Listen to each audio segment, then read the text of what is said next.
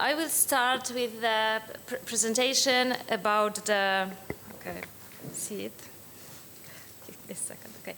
About the educational, some part of our educational research, or it was realized under work package 3, and in this work package, we wanted to look into how energy is taught at school. And at the beginning, I must say that we are aware that this is really multidimensional phenomena, that teaching about energy and teaching in general. So in our work package, we organized, or we conducted the textbook analysis, which is only a part of the teaching process, but we wanted to see what kind of representation, textual and semantic and visual representation support the process of teaching. And then we organized also a workshop and a focus group interviews with students, with educators, just to see how this textbook representation maybe relates with other experience collected during the learning process and educational process in the way. But in my presentation, I will focus on the textbook analysis and maybe not, of course, on all results, because also Yara will present a significant part of the research, but I would like to introduce the concept of gender energy literacy. And the title of my today presentation would disappear, but oh, that's just okay. hear you. Okay, thank you. And the title of my presentation is a quote from one of our workshop when we were talking with educators on the level of university, and one of our participants asked, why do you push so strong women into energy sector if they are not interested in? Yeah, so they don't understand it, why we do it. So the question would be, is it really lack of interest, or maybe there are, for example, educational barriers? And before I start, I would like to present some of our basic assumptions. They are not going to be discussed now, but they underline our research. So the first one is energy transition is urgent need because of the climate change, mainly because of the climate change. Second, energy transformation is not only technological, but also social process. We discussed it yesterday. Citizen engagement is essential for successful energy transition, because what we need is the change in social practices. Energy literacy is a foundational competence that shapes limited energy practices. And here I would like to make some glossa. So energy literacy is something which is really important. I mean, the set of skills and competences, but it is not the only thing, yes, and thinking about the energy literacy, we need to also think about the context, how it should be contextualized, and that this set of skills and knowledge is not universal, yes, and it was also discussed yesterday. So how we define energy literacy? In general, we could say that energy literacy refers to how people think, know, and apply to energy practices. So in this classic definition, we have 3 dimensions. It is the behavioral, cognitive, and affective dimension. So it is not only what we know about energy, how energy is produced, storage, use, consume, etc., but also what are our skills to be active in this field, and it also refers to what Clemens yesterday discussed, the energy-related capabilities. And here is the proposition of gender energy literacy as a multidimensional form of energy literacy that recognizes how gender influences knowledge, attitudes, and behaviors related to energy system. So in our understanding, it should integrate cognitive, affective, and behavioral dimension of energy literacy while accounting for gender differences in everyday energy use, decision-making, and participation in energy system.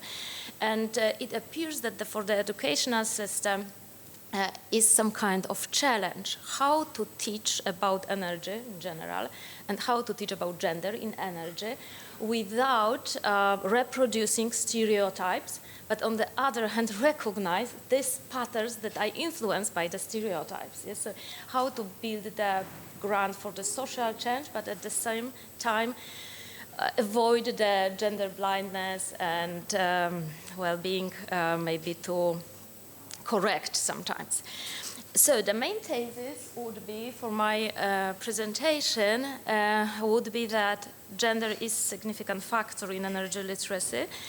And as we know from other research, gender influences level of energy knowledge, attitudes, and engagement. And here is one of the work, but there are more that show that, for example, that lower knowledge about energy and so that the women demonstrate lower, according to their self-assessment, they claim that they have lower knowledge about energy, but at the same time they declare more positive attitudes to sustainable transition. And for example, in Poland we observe it very often that women are not so confident with their technological skills, for example, and that's why they also assume that energy is maybe not fit for them because, as I will try to demonstrate, energy is taught as technological and economical phenomena. So, okay, a second. School education perpetuates the underrepresentation of women in energy practices, citizenship, education, career, and it is the conclusion of our, it is the second point, it is the conclusion of our research, and I will try to make it maybe more evident. I will not dive into the methodological of our methodology. Maybe it's enough to say that we analyze several textbooks in each country, and we work with different teams in different languages, and it is also important that we have significant differences between educational system in Europe. So here in this research we analyze Germany, UK, Poland and Italy, and of course in some chosen areas, yes, because we have also the differences between the public and private sector and different type of school, and we try to find this moment of educational path when children and youth decide about their future career, because one of our main questions was not only how energy is taught generally, but how it is gendered. So are young girls and boys are equally encouraged to develop their interest in energy and their career in energy sector in the future. So we try to find topics and also frames, but working in different countries, different educational system and different topics. And we start with analyzing the general educational framework and curricula, and then we choose from the textbook the proper part related to energy, and then we coded it, trying to identify the topics and how they are related to each other. So our main conclusion was that there is fragmentation and lack of coherence in energy education. So what it means? It means that energy-related content is fragmented across subject and educational level, and there is limited interdisciplinary integration and coherence. Energy is mainly taught as physical and scientific phenomenon in terms of natural science, like physics, chemistry, and when it is a part of geography, for example, generally the energy topics are presented in quite abstract way and on the macro level. And there is really rare cross-cutting approach combining technology, society, environment, economy. And one more thing, I'm focused here on the similarities between all countries, because there were, of course, differences, but we were really interested what could be significant for this gender energy literacy and how to develop it maybe. And there was also quite weak links between different topics like renewables, emission, energy markets, or energy markets, or social practices, for example, inequalities, etc. So in consequences, we think that it could cause difficulty in developing a holistic understanding of energy system and limited development of system thinking and critical thinking, and also energy is perceived as a set of scattered and isolated topics. Okay. So you can see here in this slide how different subjects use the specific lens and how this energy is framed there. So what is typical for science, the technical and natural aspects are underlined. In geography, we have focus on resources and environmental impact. Social science, they are only occasional references, but maybe more to the general policy. And technology, so it is design focus, safety of users, and the social context is really limited. The key gaps are limited focus on everyday energy practices, weak engagement with social, ethical, and cultural dimension, and inconsistent integration of sustainability frameworks. So there are some references to SDG, but they are usually very superficial. And here you can see that sometimes some energy practices serve as the illustration. Sometimes they are more, sometimes less stereotype. I think that more about it you can hear in Yara's presentation.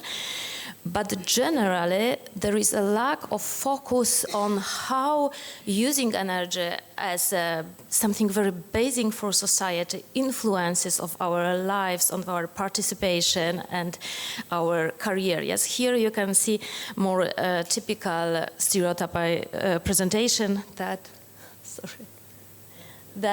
present, yes, the women in context of safety and expert, which is maybe not typically men, or it is not so easy to recognize. However, people usually perceived him as a man. Yeah. Okay. Okay, so I mentioned the weak engagement with social, ethical, and cultural dimension, and it is only, sometimes it is only mentioned, but it is not a topic for discussion with the student. It is not presented in this way, also in the context of ethic related to future generation. And as I mentioned, we observe inconsistent integration of sustainability frameworks, and here you can see some quotes from textbook. More on that is in our deliverables that I will be presented at the end, and they are in open access, so you can read it. And but generally, it is really like a mention or just a note that there is something like that. And the most significant gaps in a social and sustainable perspective, especially taken together. And the conclusion is that what we really miss is lack on a people-centered approach, and it is difficult to say about gender if we are not so focused on how people use the energy and what people do with energy. Okay, we identify several topics that are significant gaps, and some of them were very surprising for us, like, for example, energy independence or security, because I expected that at least these topics are covered with more details, but they weren't. But we have no time and maybe no necessity to discuss it now. What is really important here is that energy also doesn't appear as a field for citizenship or for rights or for activism or for taking lead, yes, and taking some activity. So generally the energy, okay, so here you can see these different topics. So generally, we could say that the key gaps are that sometimes the household appear, but only as an economic unit. Yes, we have really little focus on the social and human aspects of how energy shapes societies, about poverty, about inequalities, about the possibility of change, about the future possibilities of career, about the possibilities also for women to take position and in energy sector, in energy citizenship, in energy, higher education, etc. Okay, so how this shapes energy literacy? If we have the dominant educational model which prioritizing cognitive dimension and focus on macro level system, and learners are positioned as passive end users, and we miss behavioral dimension, affective dimension, and social dimension, there is no space for students to discuss this topic, to consider inequalities or possibilities, chances and barriers, the consequences of fossil fuels and renewables, the renewables in the context of supply chains, etc. So there is no place for trying to see and understand in a more holistic way. It is really, and the energy is kept on the quite macro and abstract level. It is really difficult to recognize the gender patterns, yes? And what we observed is reinforces so-called false neutrality of energy system and privileges technical, often masculine coded knowledge. And the topic like care, consumption, everyday expertise, and social role associated with women are marginalized. And what is also maybe interesting here, that discussing, it is one of my last, it is my maybe literally last slide, when we discuss it among different teams, and we see that there are so many similarities in how we think about energy at school, yes? So it is really related to technology, it is really related to macroeconomy, and at the same time, it is presented as something quite difficult, related to numbers and to this abstract model. And at the same time, we know from other research that it is one of the barriers in technology education, for women, financial education. So taking together, it caused the exclusion. But at the same time, we also analyze languages patterns and the visual patterns, and we observed that sometimes authors put the special effort to keep the gender neutrality because they want to avoid the stereotypes, yes? And so the question is how to teach about gender and energy, or how to find the proper way to avoid stereotypes, but at the same time recognize this unequal and affected by stereotypes word. So maybe it is the most problem that we would like to discuss also with you. Thanks. Thank you, Aleksandra. That was not easy to squeeze a lot of research result in 2 years of work in 10 minutes, but thank you, and the message is very clear. There is no way we can change the gap in energy if we don't change the way we teach energy. So as you remember yesterday, we start with, we need a new pedagogy for energy. This is sure. The message is very clear.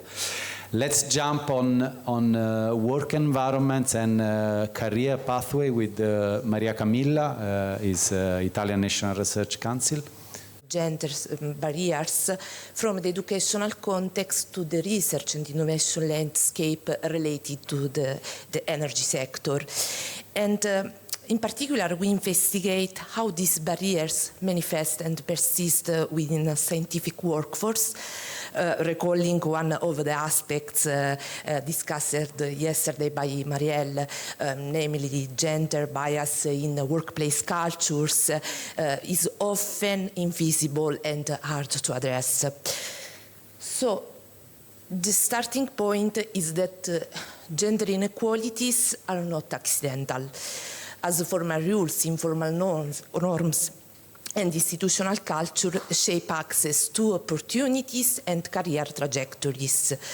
And this is precisely why R&I deserve critical scrutiny, not only for the green technologies it generates, but for understanding who drives innovation and under what organizational condition.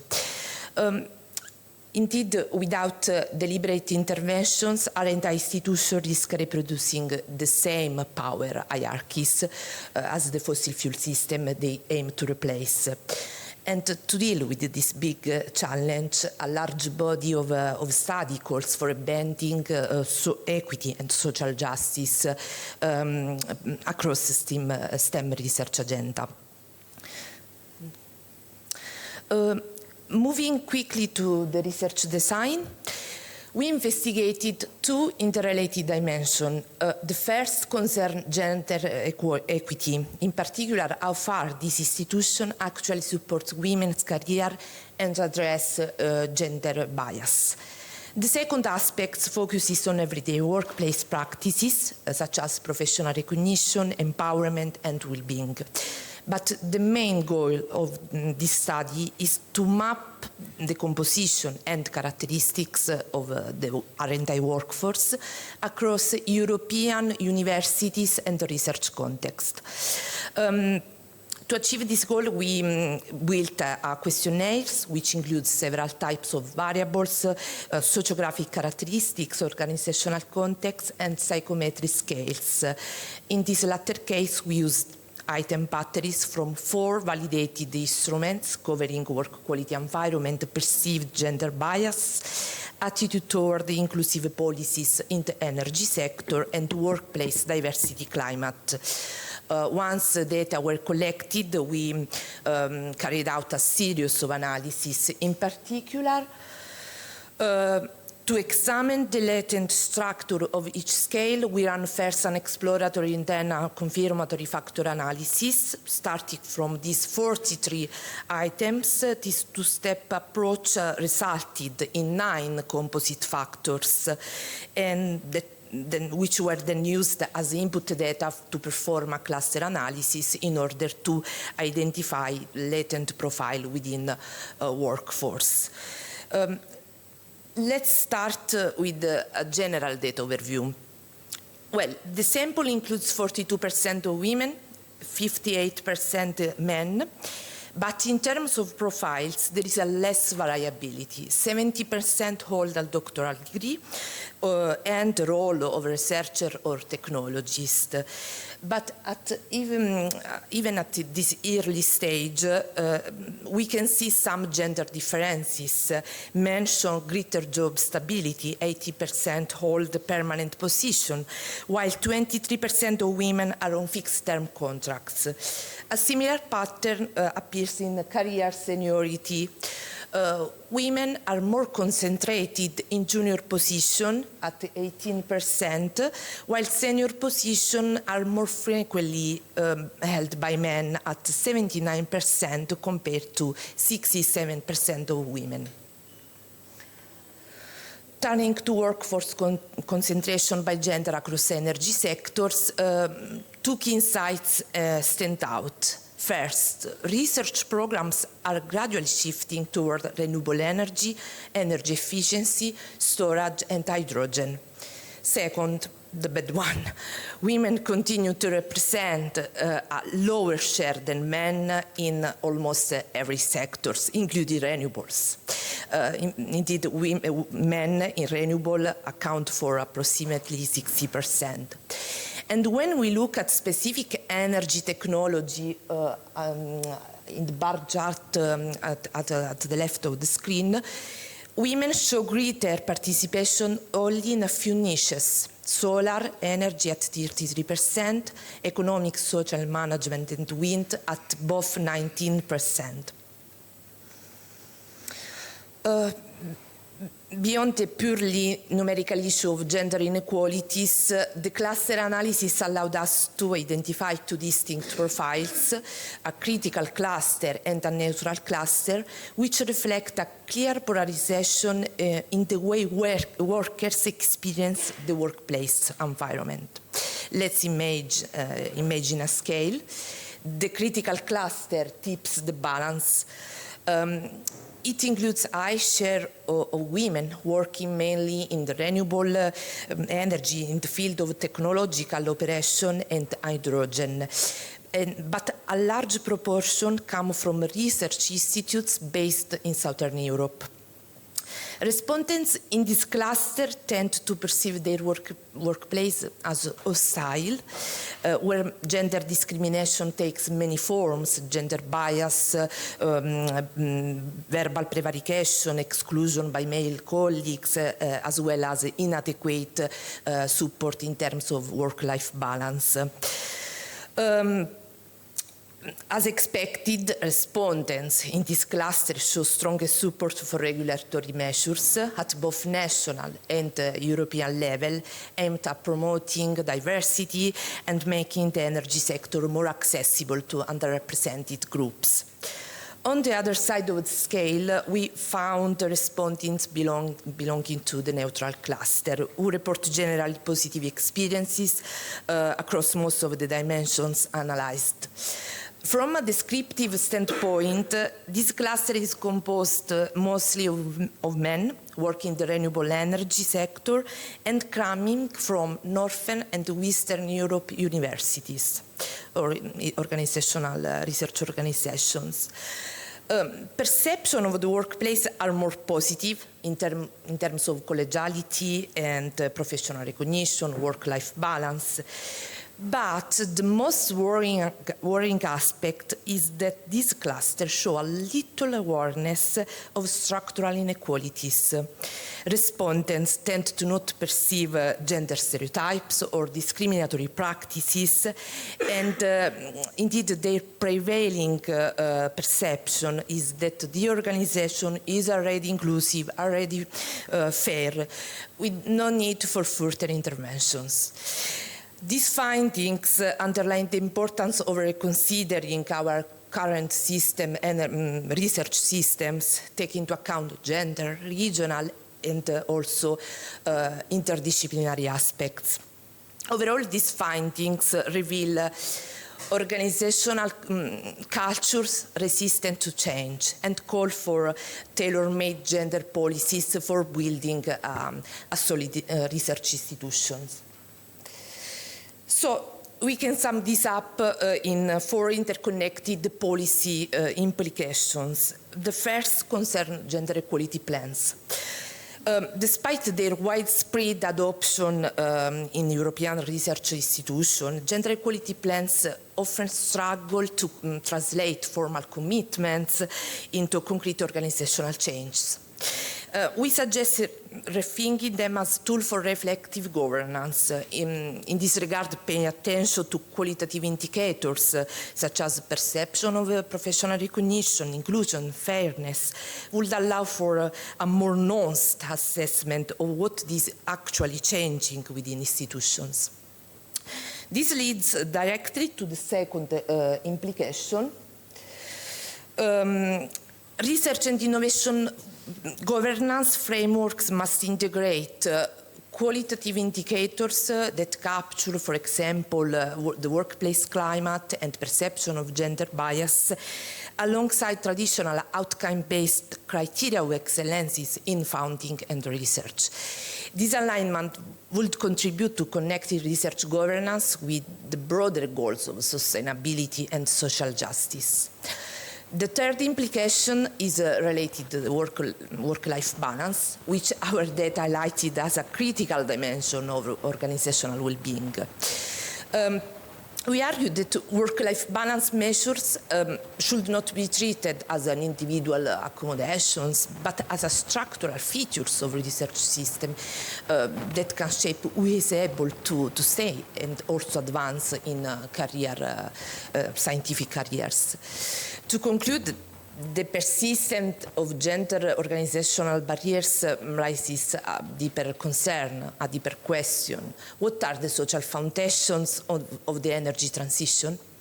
Well, if research institutions continue to reproduce exclusionary practices, also innovation pathways risk reflecting a narrow range of gender and social perspectives, as we can see in the next presentation. Finally, embedding gender and diversity consideration into energy R&I governance is therefore essential to produce socially robust and legitimate knowledge in support of the ecological transition more in general. Thank you. Grazie, Camilla. Thank you, and also to be in time. Is now the floor to Yara. Yara Evans. About a particular specific delivery, which it's all focused on education. So I'm going to try and pull some of those threads together there and invite us to think again the importance of thinking about what might call the energy education and careers pipeline. Okay, and we may have references we hear about the leaky pipeline, which I'll talk about in a minute. So of course, by now we all know that our task really is to engender, make gender as the most important core concept in all the work that we do here in terms of energy. And already been said several times, and worth saying it again, the energy transition is not only technological, but socially. Right? Social. That means that technology doesn't fall from the sky and doesn't have, a social grounding, and that's the importance of it. And by social, we mean particularly not only gender, as part of an intersectional approach. So what we see from the results of our studies here is that women remain underrepresented across education and careers in energy. And of course, the argument is that we really need to engender this pipeline. We need to think about the role of gender there in bringing about justice too. Okay, so understanding gender energy, our empirical insights come from these rich data sets from across the 4 countries there. You will hear some of them, you see some snippets, and thank you. Quotations are from the UK alone, but it's very interesting because the emerging patterns are very common and they tell a very familiar story too. So what's rich about the data is that then we get empirical evidence from people talking about their experiences, women and men too, and of course our own insights about what this data is telling us, okay? So you've heard about the leaky pipeline, which is, I think, of a hose as the whole of this system here from, second early education up into careers. And of course, as you can imagine, leaky means it's full of holes. And so we start with a massive jet of water there, and then the water drips through the end, and there's very little of it towards it. So what we find is that gender inequality is inbuilt in the system, and it starts very early, and it builds and accumulates over time. Our colleagues already said the education system through these diverse, if you like, methods in there, from textbooks, from teaching materials, and from careers themselves, is that largely blind, so gender is missing there. For women in particular, limited visibility of energy careers. Women thinking, how do I go from here? I want to get into energy, but how do we do it? So the overall compounded result is that low participation in energy pathways, education and career pathways, we know that. And it's brilliant. So some of the quotes here, yes, the image is this. It's a male-dominated field. And in terms of even just program degree courses or postgraduate courses, as we saw it from focus groups in Imperial, the more prestigious, so more men getting into it. That means that women become always a minority. Okay, so in terms of gender barriers, specifically there too, so lots of stereotypes here relating to absence and of invisibility, lack of visible female role models, the lack of gender perspective in any of those stages, if you like, and again, limited awareness of career opportunities in energy. I particularly like those 2 quotes there. One is saying, I remember that too, so saying, okay, so I'm a young woman there, I spent 4 years studying a degree, and then I come to do a postgraduate degree, a master's degree, and we sit around a group task with men, and the first thing that they do is, well, she's a woman there, I give her the notebook, and she'll take notes, it's like, why? Why is that? And another one, role models, fantastic. A lecturer, a man, said, okay, my daughter went home with this homework to do, which was to draw up a list of 10 famous scientists. And then he looked at the list and said, there's no women in here. And she said, but I can't think of anyone. So, and why not? Have you heard of Marie Curie and so many other women? Why are they invisible? So, big issues there too. Gendered barriers in careers, male-dominated professional networks. Very interesting quote there. Job progressions are not decided in the workplace. Well, that's one view, but that's the experience of some of the women there too. They're saying after work, these men go off together to golf together, or play darts or whatever. And some of the decisions about career advancement are made in those places. So, and women don't participate in them for various reasons too. So because of also this bias in this kind of network, off-place workplace recruitment, then you've got bias in recruitment and position. So men, in a way, favoring men. Issues about maternity and the double burden, the treble burden of women looking after their own families, whilst working too, big issues there too. And of course, together, all of this what we call intersectional, barriers, inequalities, they're inbuilt in there. They only intensify, make these barriers more difficult to overcome. So another one too, maternity, big issue there too. A quote by a young woman there saying, some of the employers, and she has experience in the workplace there, they think that between 25 and 35, you're going to think about having babies, and they begin to sideline you. And once you take time off in maternity leave, sometimes it's very difficult to return to the workplace and catch up with what happened. So you lost maybe 2 years of progression because of that particular, the way that the system, if you like, is structured. Gender, again, in terms of integration across the pipeline too, not embedded on curricular or training systems. So we've heard that from our colleague Aleksandra there, but that's happened across the 4 countries there. It's an emergent, a very strong pattern there. Limited integration of social sciences in energy education, that's true too.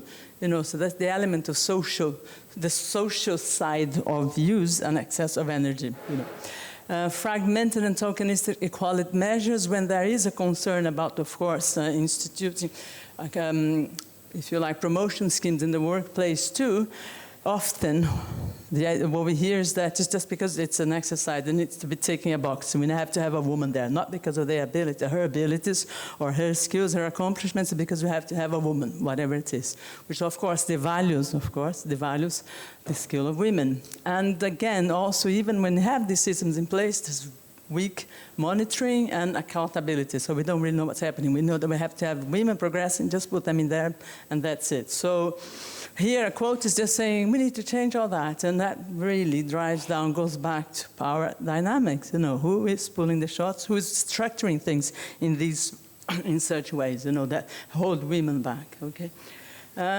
So a very important argument has already been made here in several of the presentations. We need to think about this as structural and systemic barriers, right? They're not accidental, and they just don't happen to any individual women. They're part of a structure, and they cut across education systems, labor markets, and cultural norms. So it's nothing to do with women themselves not being able to progress, access careers and progress careers or education. Is to do with the way the system is set up. So, and the way it's set up just keeps reinforming these inequalities along the pipeline. Brilliant quote there too, I think I like that. It says, so now we women do so much, look at it, all these dimensions, and none of it is recognized. Why?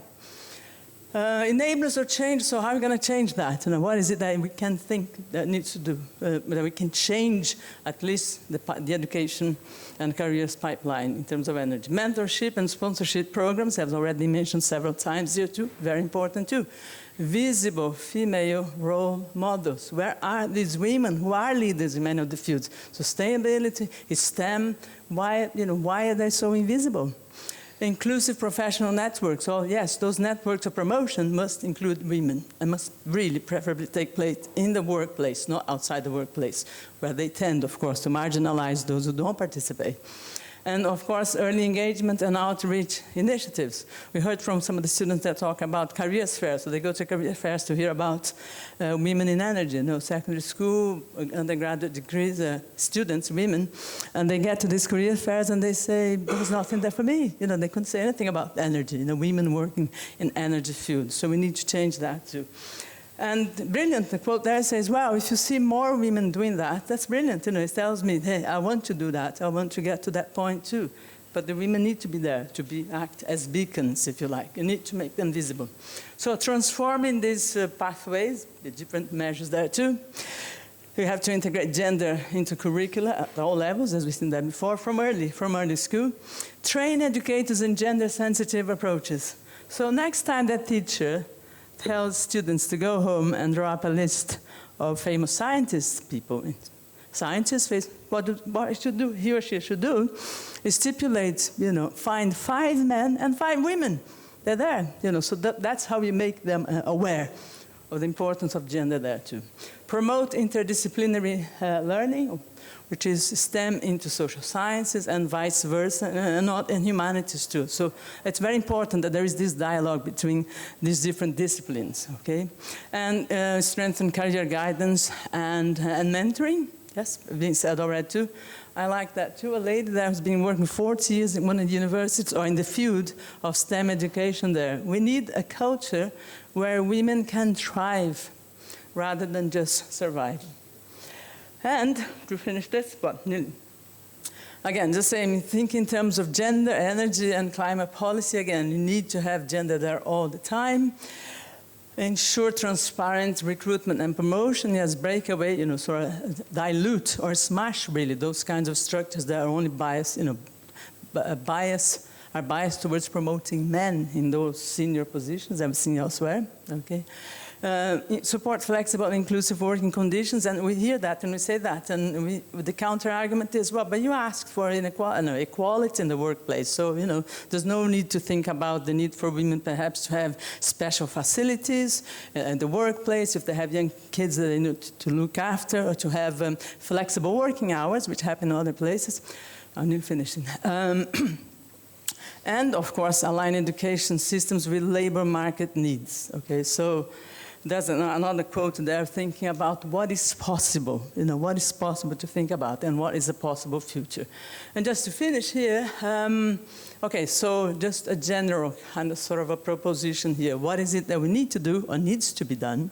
Who is going to do it? To transform these inequalities that have to do with power relations.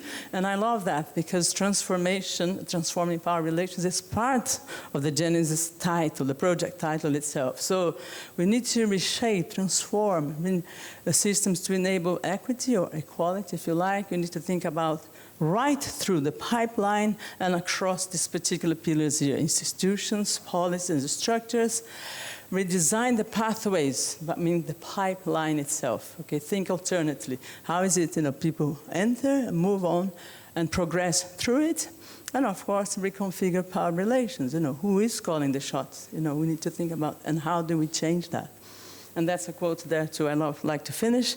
Engage women to have a voice towards what they want, and prove the stereotype wrong. We can do it.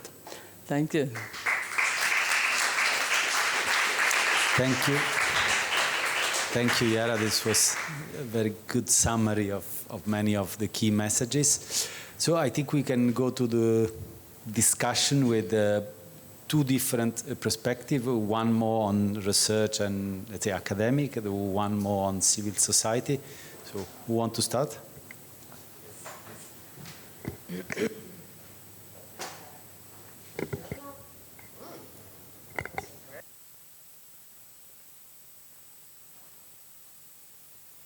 Hello. Okay. Buongiorno once again. Thanks a lot for invitation, and thanks a lot for all your presentations. Very, very inspiring. Well, actually, I have an idea to be optimistic. Surprise, surprise. I am an activist and working in a civil society organization for already 30 years. Yes, so working in such a place, just, without being optimistic and energy and hoping, that's not possible. And first of all, I would like to tell you about some, well, let's say, impactful experience we have. It is about the funding for education, for green skills. We probably you know that there is a green skills strategy in the developed by European Union, but it is not very known, I think. Well, especially when we looked at our government, especially the former government activities. I would like to tell you a bit about EU funds influencing by us. So this is the very special experience that is from 2002 years, then Poland coming European Union in 2004. We as NGOs thought that it is very important that these EU funds and how they would influence environment, climate and social issues. And now we have this period, this union budget 21-27. So before we were very much busy with working in the government and also European Commission to shape this budget as good as possible, and especially about education. There is this European Social Fund, and in Poland we have the program European Funds for Social Development with a huge budget, like 5 billion euros. And when we thought the first version, the first project of this program, there was no words like climate, like energy transition, like green, nothing. So we managed to convince ministry to show them that the energy transition just needs the new labor market, new competences, more and more people. And finally, they decided also to dedicate 200 million euro for the development of green competences.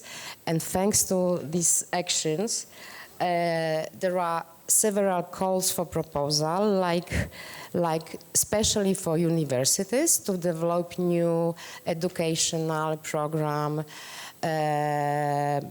on energy transition, technical, engineers, polytechnic, but also social science. And I heard from my colleague Aleksandra and Paulina that also Jagiellonian University applied for this money. There was also just the special program for forecasting the demand for green competence in Poland for the first time, thanks to European money. Then also programs for flexible adult learning paths to change profession, and very special green social innovation based on the incubator with the several initiatives chosen, among the other capacity building for energy cooperatives, which is also the flagship campaign of us. We ran it for 10 years already, and starting with the just greenfield with number of cooperatives 0 in Poland, and now we have 700 of them, which is of course the rapid growth, but it is still the just drop in the sea, looking at the potential. So how we address gender issue? I would like to share with you the very special, very interesting project we implemented in 2024. It was under the EU Commission initiatives Shared Green Deal, and it was to empower local communities to be active in energy transition. So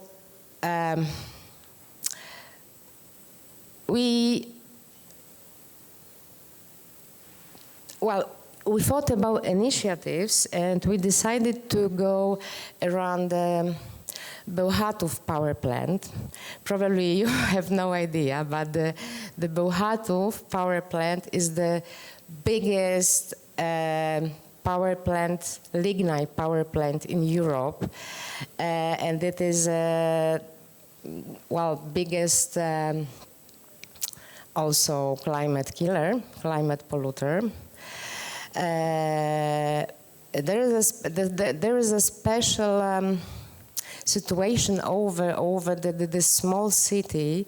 The power plant is just, you know, the main labor place with the 88% of employees are men. Could you imagine that? In 21st century in Europe, 88% employees are men. So we decided to do, well, the special project for women solely, and it was the only one in 40 European countries in these projects. And we started to work with them with the experimental methods like storytelling and theater improvisation.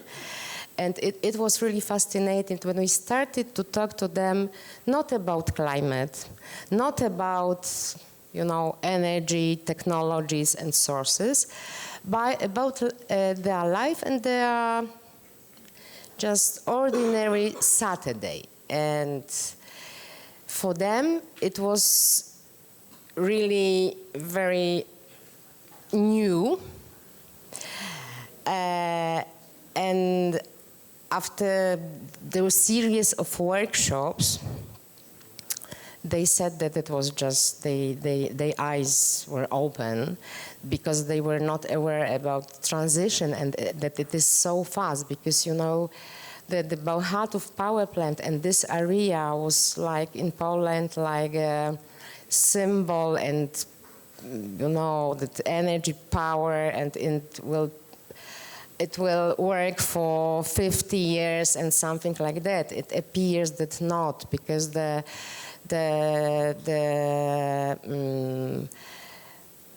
currently we expect that this power plant will be closed in 10 years. So can you imagine that? Yeah. So all these women were very surprised. They got really inspiration. One of them decided to go to the local politics with the issue for her campaign, energy transition. That was thanks to that. And also the lady from the regional authority designing also regional funds decided to put maximum money for this local NGOs projects because she saw how impactful it is.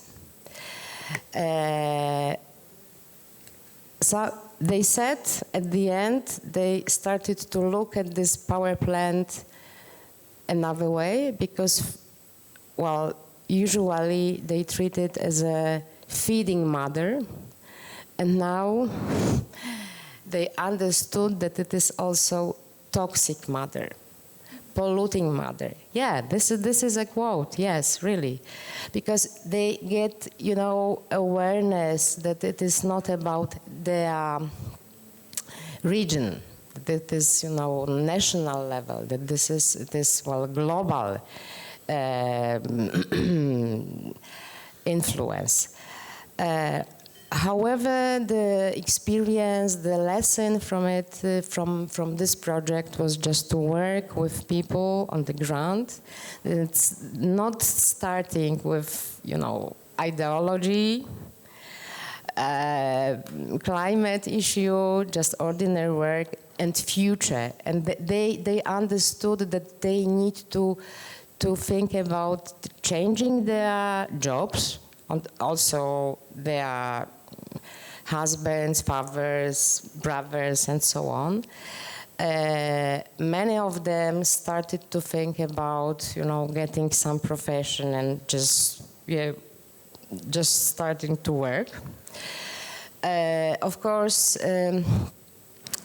it was a small-scale project, but well, it is just lesson we can have. Yeah. At the end, I would like to tell you also about we try to promote the idea of green skills. We had a campaign, green collars. You remember this expression, white collars, yeah? So that was about green collars, with organizing debate, with business, with administration of labor market, local politicians, and so on, and NGOs, of course. And we decided to go also to the media like glamour magazines, just especially for women. And it was, very new for them and very attractive, because it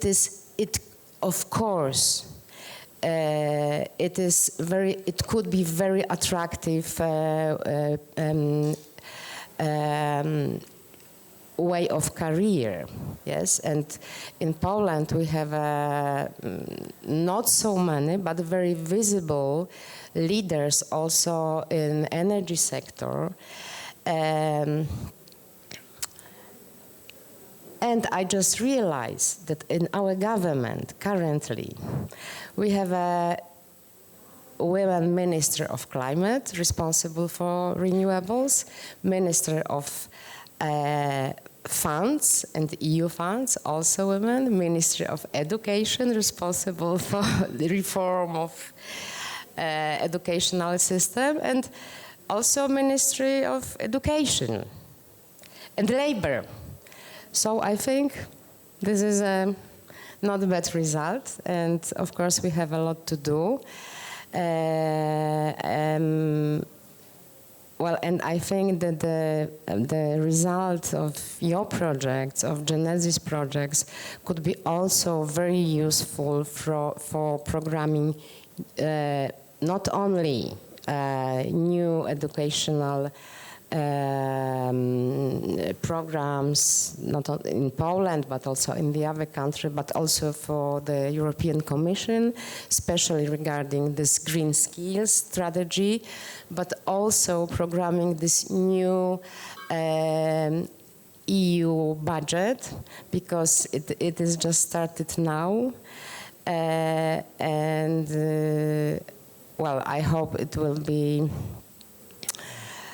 the issue of the green skills, energy transitions, gender, and the social issue will be properly addressed. That's the end. Thank you, Joanna. And we do hope that you will keeping working or starting working with Jagiellonian, since you are in the same country, and that our result can inform or can be a new start of collaboration with Jagiellonian. So thank you for this, and I think I leave the word to Aurore. Thank you. So thank you for your presentation. It was really very insightful. And to begin maybe with Aleksandra, I love very much the fact that you concentrate about teacher, like what we call, this issue of middle actors, let's say, that are like really under considered now in energy transition, and the focus on education, which is, according to me, clearly a missing point. So, and maybe I will give some suggestion relative to this point, because with very good friends, Italian researcher Elena de Joannis, not to make this publicity, but best young economist 2 years ago, so she's very nice, and she's also working about gender stereotypes. We have also seen that a big issue is maybe also before, the preschool education. Because I am mother, and when my little boy said me at 3 years, but mom, it's for girls, it's not for boys. I was like, oh no, I am missing my... And indeed, so I think now what could be also done in terms of education is to invest on this age. And I am currently expert for the Citizen Energy Advisory Hub, sorry for my French. And one action, I think innovative action, is also to invest, because stereotypes are very important from 3 to 6. So we have to continue. And now my son is at elementary school. So I already clearly support what you said about the manual, scholastic manual. There is no woman a lot sometimes. And it would be very good to invest more, like in terms of policy, about, as you did, focus group with professional of education, with teacher, because at the beginning of the year, I have this discussion with a mathematics teacher, and now she's putting, explicitly, like, scientific woman in the course. And I think they are just waiting for having tools, to go on it. So I really the work you did, because I think it's a clearly, as a scientific and as a mother, I see it's clearly a missing point now. So thank you very much for the work. It's fantastic. Also the way you go to practice, to relate to practice. I have been working about flexibility. And it has been very hard to me, because I was like, my interview with big company, except Octopus, I would say, but it's something that is very strange to them, to speak about practice. Even sociology, you are not engineer, you are sociologist. In France, for example, EDF has a group of research with sociologists. In Italy, I try to say, but no way, they don't understand. Voilà, sociology has no place in business. And I think it's clearly a missing point, because social practice is a big point how energy will be used, and about efficiency. So I think also this is hyper important, because look, today we are not, there is few males because we don't interest males. We don't interest company. As Marielle said yesterday, women pay the bill. Why they will care about that?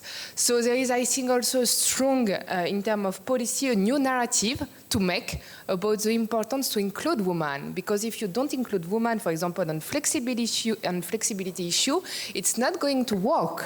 So we have also a business discourse to have, and to make that sociology touch more companies. So, for example, in France, I will intervene at the end of the year with a Rappel. It's a French network for energy poverty, and maybe it's not confirmed, but we will try to have Octopus. And we are very happy about that, because we need to put companies, business, because sociologists, we have a big added value on that. The same about mobility. I am working on another project about hyper-technical things with Siemens. So at the beginning, I was like, wow. But also here, the way the drivers drive, it's super important. Here, when we make interview, we are finding that the fact to have women drivers are hyper important. So, gender issue is a business case. So we have to also make a strong narrative about that. And to come back to social practice, in France, we have this guy, Rancière, philosopher, and we were speaking about knowledge hierarchy. And you have people that you don't hear, that vulnerable people that are not hearing. But when you focus about social practice, about energy, you also discover practice you don't even imagine. We were speaking yesterday with Marielle about students. We have a lot to learn also about these people, and we make a systematic review about energy flexibility and vulnerable people. We see that vulnerable people are very willing to participate, and they have already developed a lot of knowledge we could need. So also, at the end, to be fair, it's also a way to be efficient, and it could be more heard, I think.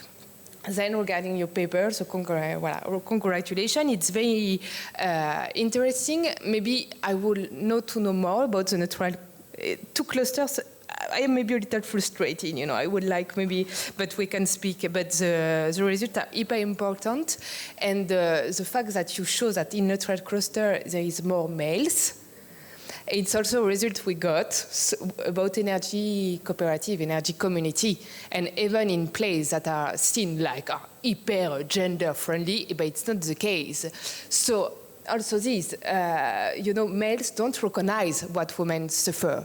So we have to work about that, and it's a very important result. So thank you so much for this.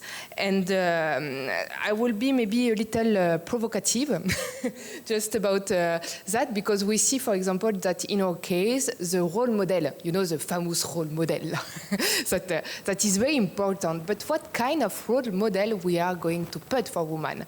We make, with Elena, consulting one day with women like leaders of energy sectors. And when we go out with Elena, we have this thing, I will be vulgar, que vita di merda. What a fucking lie. So she was like, it was like woman telling you, I wake up at 5 in the morning to take care of a child. And I was like, wow, but no, I don't want this kind of life. No. So what kind of role model you put to woman, you know? I don't want to be a superwoman. I just want to be a woman. You know, so it's also important the narrative we make about, you know, this, voilà, wow, superwoman, and about that.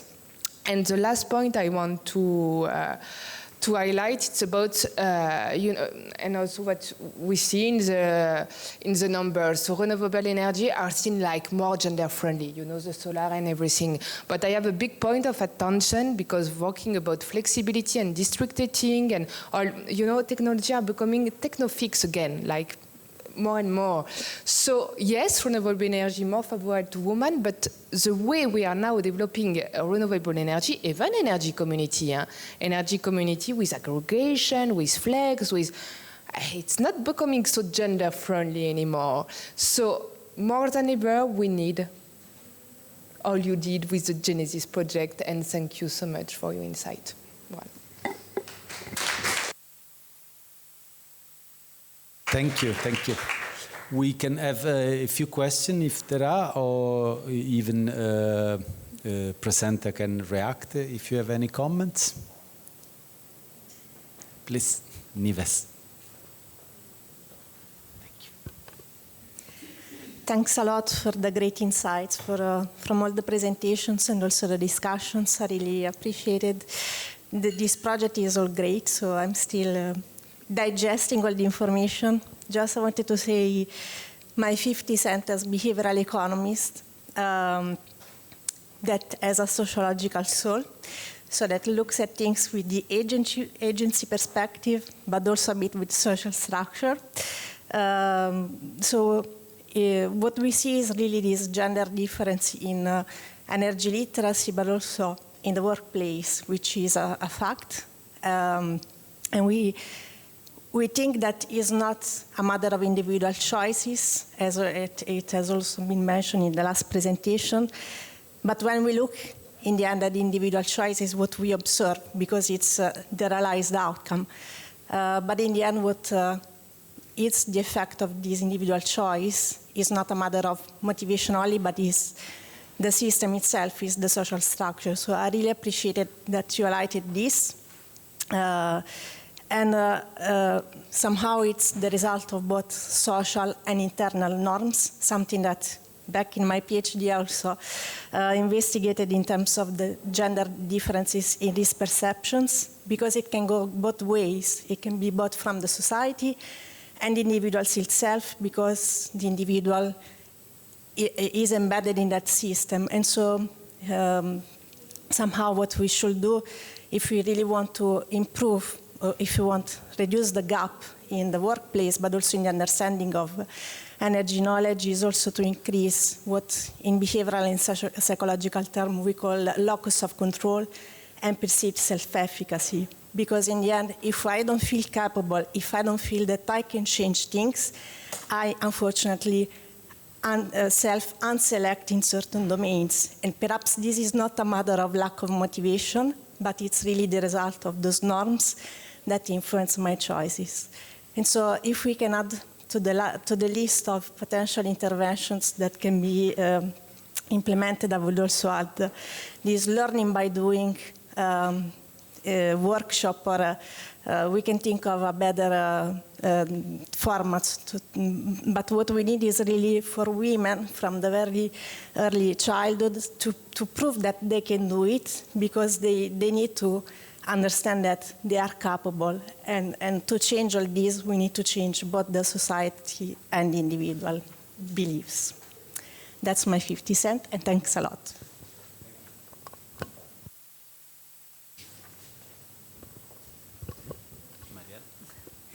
Yes, thank you so much also for adding another side to the already extensive discussion on and a very holistic perspective on gender and energy, is to add this educational component and also who works in our RD&I. And I think that what I was wondering, and it's a question for you, Aleksandra, and also Maria, is have you also looked at who is writing these textbooks? No, because I'm often, I mean, I have 2 children myself, they are now adults, but I was really shocked to read sometimes, especially during COVID when we had to do homeschooling, and I was like, you know, there was one comment in geography textbook that there was a lot of children in Africa because they did not have condoms. And I was like, my goodness, who has written this? And I was, you know, I was getting all into like, oh, should I write to this textbook publisher, etc. So did you also have a look who is writing these textbooks? That's one question. And for Maria, I did some work as a postdoc on diversity in RD&I teams, and how inclusive and gender inclusive and responsive research innovation practices were embedded in RD&I teams. And what was curious to see is that due to, well, RD&I is a global market. So often there were people doing research that were coming from other institutional cultures, like from Asia, for example, or some especially from China and India, for example, that did not have any ethics or gender and diversity training in their bachelor's and masters. So hence, they were sometimes need to add a gender component, but we're not trained in that. So did you also have a look at that component?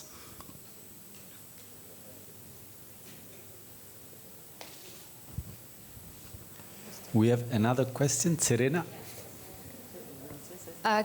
Can I answer or not later? Okay. Okay. Thank you very much for your intervention. I just want to refocus the attention on what Aurore was saying. Is her last point on the role models. So I think that my question is what kind of women we ask our daughters to identify with. There are many different women, okay? Many times there are mentioned to Marie Curie. Okay, Marie Curie is a fantastic woman, fantastic scientist, but she has lived many years ago. She was from Poland. I mean, it's very difficult for me to relate with her, to be honest, okay? So in order to self-identify with someone, you need someone that you can relate with. And probably Marie Curie is too distant for that, okay? And then you have the other type of woman that Aurore was mentioning, the one who sacrificed everything for her work, for her family, like is an excellent mother, an excellent scientist, but in the end, she falls into burnout, depression, mental health issue, and so on. And then there is the third type of scientist, a women scientist, who is the one who sacrifices her family for the work. So basically, she doesn't have a family at all, usually not because she doesn't want to, which is acceptable, of course, but because she knows that if she has children, she will lose everything. Basically, that's the point. So we have these 3 types of women Is there a fourth type of women that we can ask our daughters to identify with?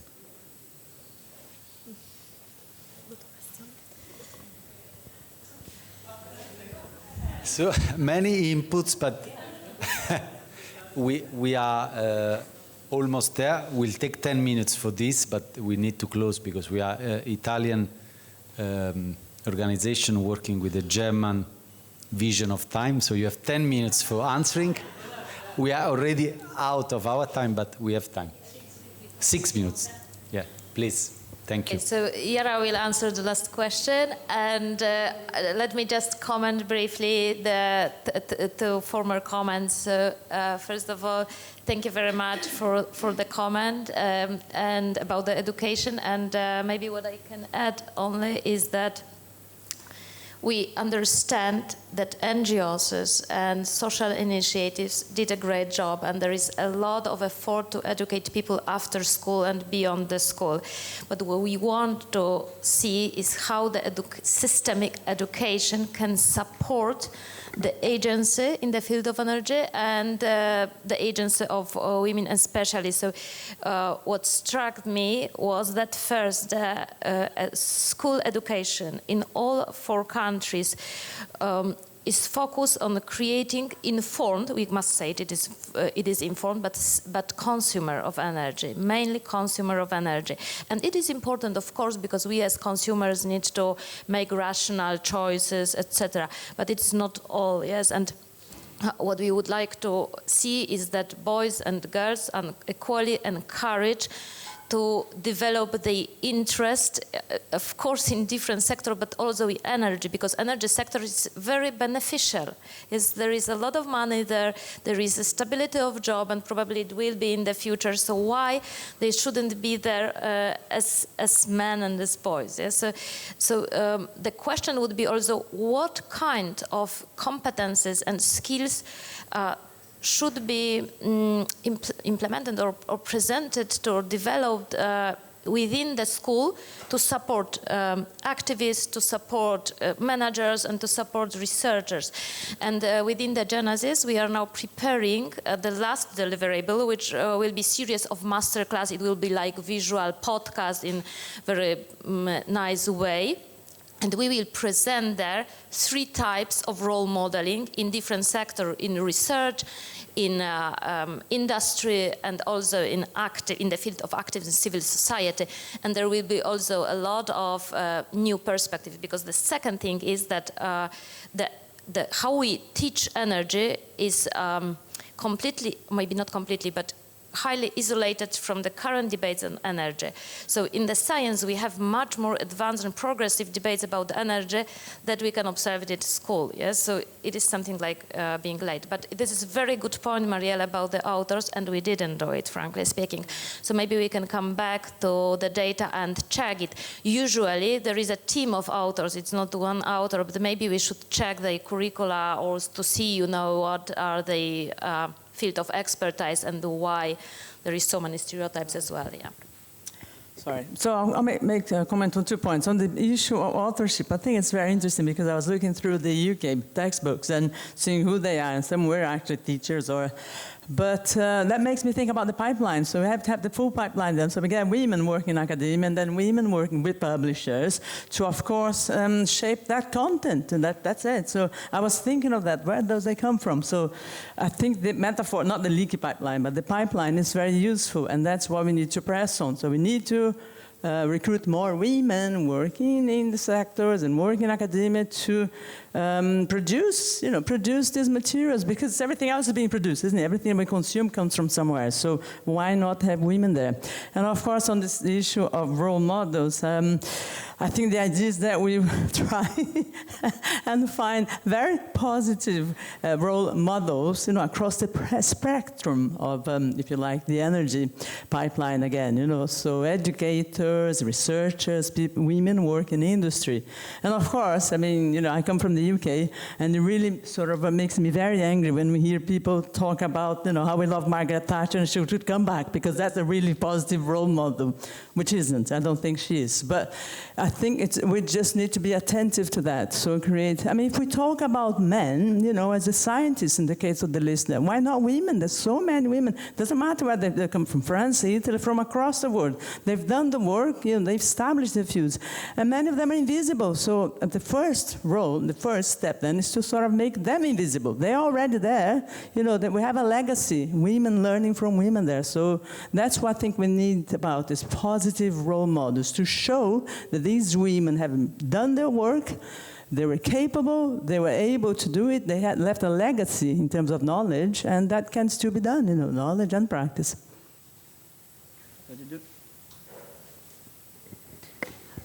Well, reacting on your comments, I think that when we speak about perception, we have to consider the complex interaction mechanism from individual background of individual, but also where the single person are placed, and this call also the relationship, social relationships. About the Marielle question, sorry. Of course, depends on the context. These positions are more frequently shaped by ethics, personal ethics, singular contexts that have a different level of commitments to, for example, gender equity measures and so on. And indeed, when we refer to improving gender plans and gender equity policy plans, we have to consider the strict relationship about culture, context, and sector as well. Thank you. Do you have any reaction also? Yeah. Si. If you want, please. So to answer to the role model, yes, there is also a team of hyper nice woman that has, for example, Marielle is a role model for a lot of people. So no, we can find other way. So, and sometimes I forget to say maybe it's a point also that you make yesterday, Marielle. If we want to talk about gender, we have to maybe to stop a little with social inclusion concept, in the sense that we have to understand the intersectionality. We speak more and more about that, but when you take like social inclusion, we need to, you know, to focus more about. And a point also that we have to do returning to maternity, there is studies that going out yesterday, I think, 1 woman out of 3 quit university careers after the birth of the child, 1 out of 3. So I heard this on France Inter, and I think it's very important, you know, to change again. We speak about the narrative for the business, but the narrative on maternity.